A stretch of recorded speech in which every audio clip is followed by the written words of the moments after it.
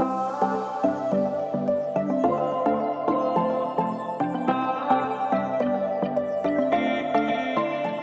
my biggest failure to date was not getting my terms of business signed by clients when I was sending over CVs.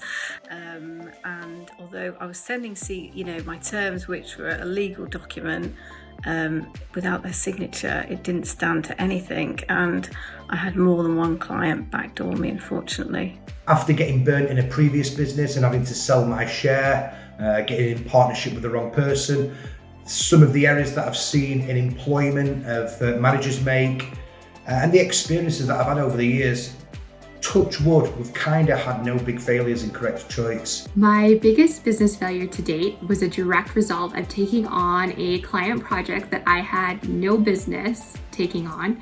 It was outside of my area of expertise, and it wasn't something I was even passionate about. So as you can imagine, it turned into a big old mess. How long did it take us to pay ourselves a wage? Believe it or not, the first week we started business, we hit the ground running quite quickly, just due to obviously my approach in sales, doing things a little bit differently. Well, I set up in January and I didn't pay myself till the November. So this was obviously the year the pandemic hit. So 11 months, unfortunately. This whole thing started as a total experiment for me during my second maternity leave at the height of the pandemic. By doing that and having the expertise of my business partner, who is absolutely shit hot at what he does in his side of the fitting, we hit the ground running quite quickly, and we paid ourselves a wage on week one, and we have paid ourselves a wage every week since. So I finally forced myself to go full-time in September and stop relying on other income. I managed to pay myself a livable wage that same month.